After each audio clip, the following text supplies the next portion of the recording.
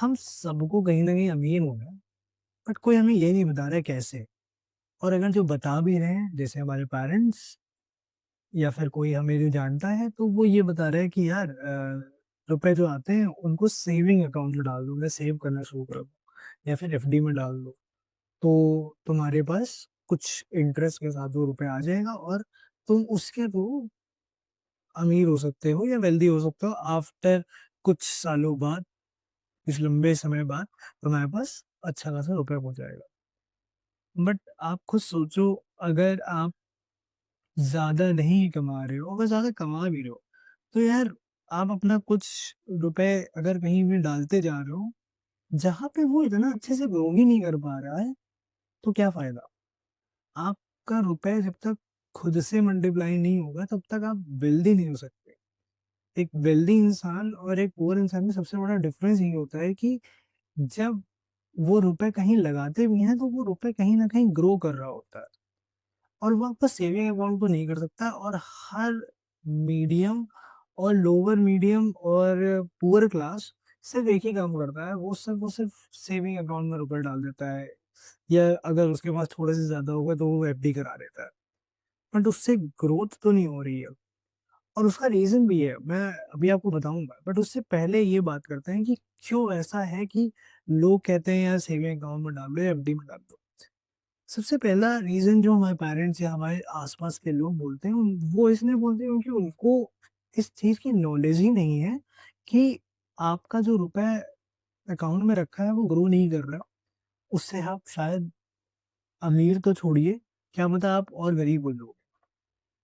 और दूसरा जो आपके फाइनेंशियल इंस्टीट्यूशंस है, जैसे बैंक हो गया, जैसे इंश्योरेंस हो गया, ये सब या फिर एफडी वाले हो गए, ये सब आपको इसलिए कहते हैं कि आप रुपए उनके में इन्वेस्ट करो, क्योंकि वही रुपए वो क्या करते हैं, वो आगे किसी और को लोन पे दे देते हैं, जिसके थ्रू उन्हें ब्याज मिल जाता है। या फिर वो रुपए वो इन्वेस्ट कर देते हैं और उसके थ्रू वो उससे प्रॉफिट कमा लेते हैं। पर आपका कुछ नहीं होता, आपका ही रुपया यूज़ होता है और वो लोग फ़ायदा कमाते हैं। तो सेविंग से बेहतर क्या है? सेविंग से बेहतर होता है कि आप उस रुपए को इन्वेस्ट करो। अब मैं इन्वेस्ट करने को क्यों कह रहा हूँ और सेविंग क्यों खराब है, उसका रीज़न मैं बताता हूँ। आज के समय अगर आप किसी भी सेविंग अकाउंट या एफडी में आप रुपए डालते हो, तो मैक्सिमम जो आपको रिटर्न मिलता है, वो चलिए मान लेते हैं 4 से 5% का आपको रिटर्न मिल जाता है। अगर ₹100 डाला, तो वो ₹105 हो जाएगा अगले साल तक। पर अभी यहाँ पे आप एक चीज़ नहीं समझ रहे हो, वो होता है इन्फ्लेशन। इन्फ्लेशन रेट कि किस उस जो रुपए की वैल्यू है, वो घट जाती है। जो एक प्रोडक्ट आप ₹100 का पिछले साल खरीद सकते थे, वही प्रोडक्ट उतनी ही मात्रा में आप ₹100 का अगले साल नहीं खरीद सकते। क्योंकि इन्फ्लेशन आता है और इन्फ्लेशन क्या करता है, उसी प्रोडक्ट की वैल्यू बढ़ा देता है। और इन्फ्लेशन रेट अगर आप सर्च भी करेंगे गूगल पे, तो वो है 7 से 8% का। तो इसका मतलब ये है कि आपका जो सेविंग में अकाउंट है, वो आपको 4 से 5% दे रहा है रिटर्न और उसी जगह पे इन्फ्लेशन हो रहा है 6 से 7%।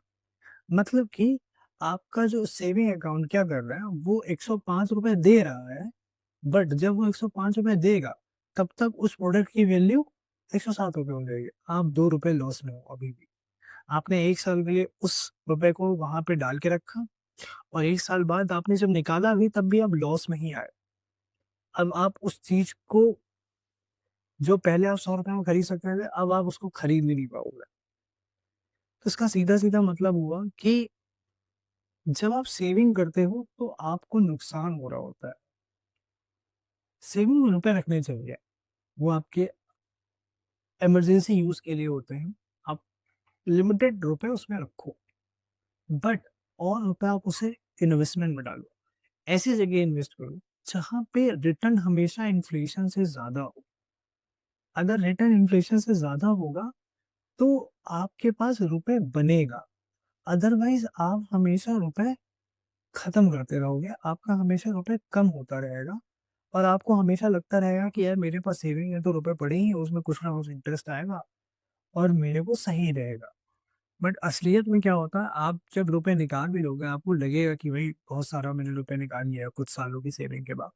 और सच्चाई ये है कि जिस समय आपने इन्वेस्ट किया था, जिस समय आपने सेविंग में डाला था, आपने उससे भी कम वैल्यू पे आज निकाला है।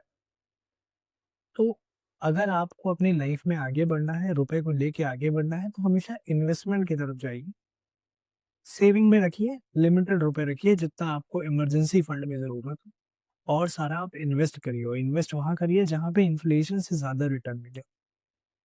अगर आपको समझ में आया हो और वीडियो इन्फॉर्मेटिव लगी हो, तो एक्सपैंडिंग बाउंड्रीज़ को सब्सक्राइब करिए और मुझे भी ग्रो करने में मदद करिए। Thank you.